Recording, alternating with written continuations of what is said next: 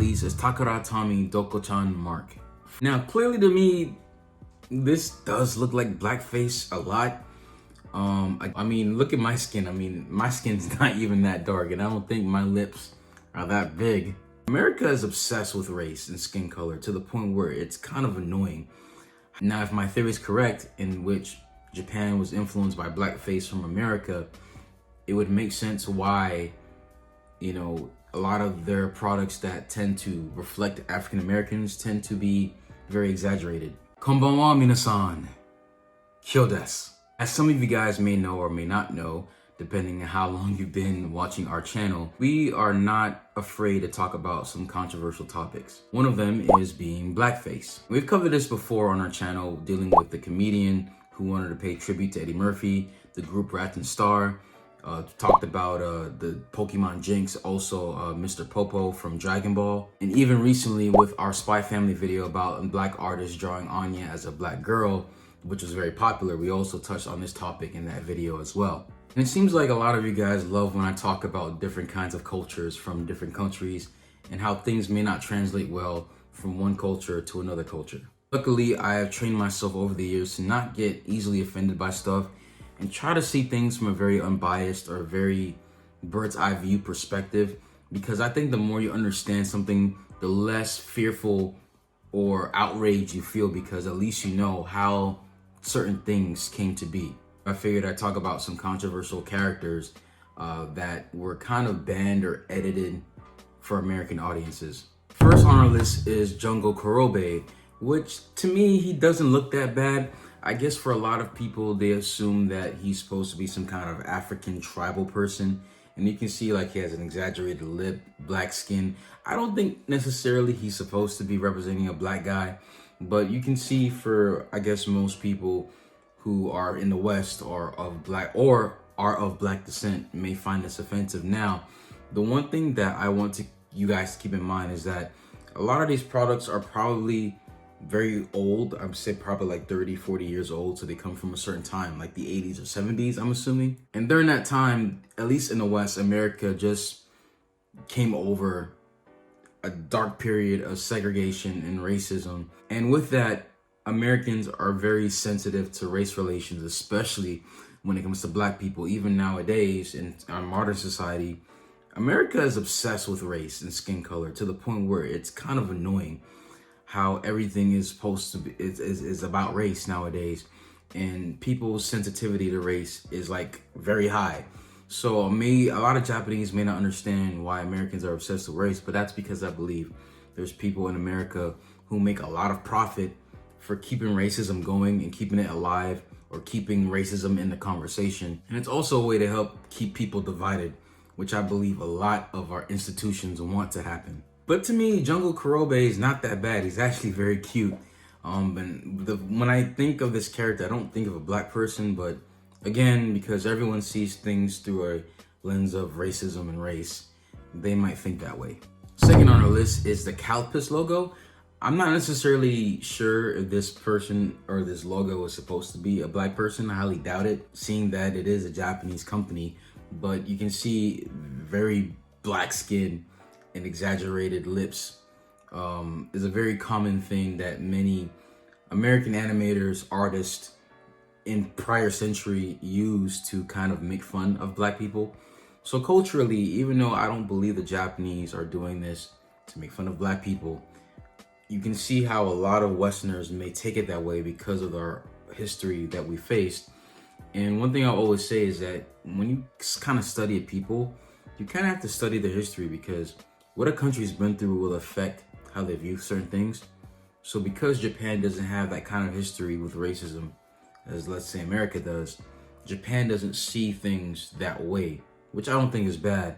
But again, because of our racist history, a turmoil history that we've had, a lot of people will look at this and be like, is this supposed to be blackface? Which I don't think it is. Again, I don't think it is, but you can see some people may be upset about this. Third is Chibi Kuro Sambo, which was a popular book in Japan by Scottish authors. Now, because of this origin is not from Japan and it's more from Scotland, I'm not too sure the intent, because these characters do look very stereotypically black-faced. they are meant to be black, and I believe this character is black. I'm not gonna assume I know the intentions, but because it's non-Japanese, I'm more wary. Maybe, possibly, it could be used as racism, or at least the making it was supposed to be racist. But again, this could easily offend black people because it's a very exaggerated view of blacks. I mean, look at my skin. I mean, my skin's not even that dark, and I don't think my lips are that big. Because at least when I find pictures of white people, you don't see very much exaggerated features. This is something that you really only see with black characters. And I'm pretty sure the Japanese consuming these books didn't know about blackface. So I know Japan is not racist, or they don't view this, you know, they're not agreeing with the racist intent if there was racist intent. But something like this, you can see, would easily offend a lot of black people. Last but not least is Takara Tommy Doko-chan Mark. Now, clearly to me, this does look like blackface a lot. Again, I'm not assuming, and I don't think that there was racist intent with the Japanese making this.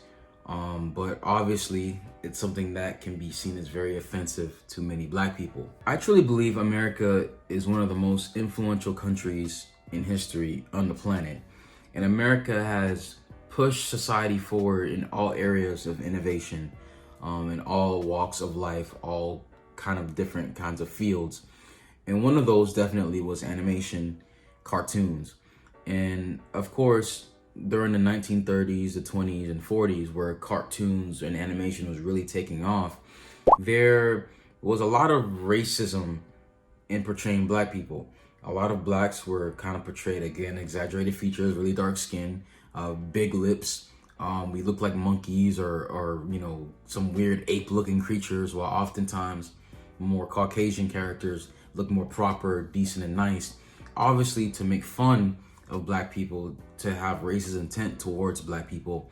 And I believe because studios like Disney and Warner Brothers that participated in blackface were very influential across the globe, Japan probably picked up on some of this because manga and animation in Japan was heavily influenced by Walt Disney and Disney at the time. And my theory is that I believe many Japanese probably saw black people portrayed in American media and thought, well, this is okay, this might be the right way to portray black Americans or black people.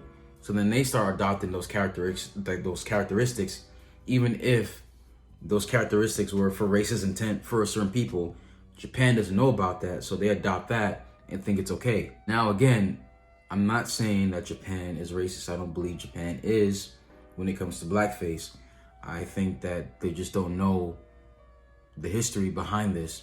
Now, if my theory is correct, in which Japan was influenced by blackface from America, it would make sense why, you know, a lot of their products that tend to reflect African Americans tend to be very exaggerated. Even when I read manga sometimes, when there's black characters, obviously they're supposed to be black characters in that manga, they often draw us very stereotypically. Or we also, like, I don't know, for some reason, we always have these big lips in manga. It's like, usually when I find characters are based off whites or maybe Latinos, it's fine. But whenever it comes to black people, it's like they always got to draw like really big lips. I mean, I know my lips are big, but, you know, I just find that maybe that's also influence from things like this, from that Disney, Warner Brothers era of racist cartoons against blacks and Japanese adopting that into their own culture. So, do I believe this is correct? I'm kind of at a crossroad with this. I'm very conflicted because at one point, when I look at older animation from America and I see blackface or I see these characters drawn in such exaggerated features, it reminds me a lot of how America used to be like and how much progress we've made. But obviously it was used as ill intent towards people like me.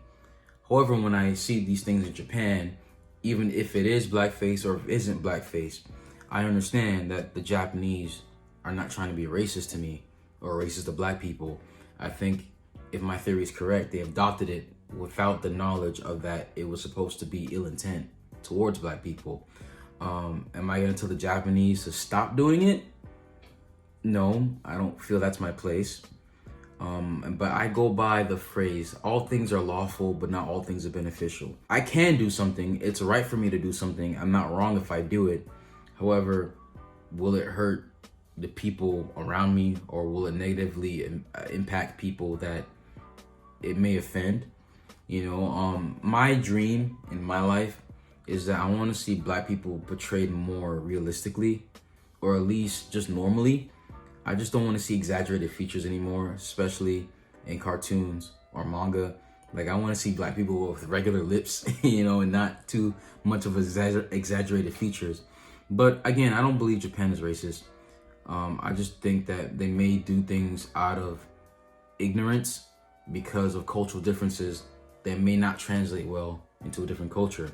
So when I see comedians like the one that paid tribute to Eddie Murphy do blackface or Rats and Star, I know for them, they're appreciating a culture. So to me, I'm not offended, because to me, intent is always important. What's the reason for you doing something? But either way, I'm interested to know what you guys think in the comment section below. So please leave your thoughts. So if you guys like the video, please smash the like button, smash the subscribe button. Also hit that bell as well to get notified whenever we post a video. 本当ありがとうございます。みんな気をつけて。じゃあね。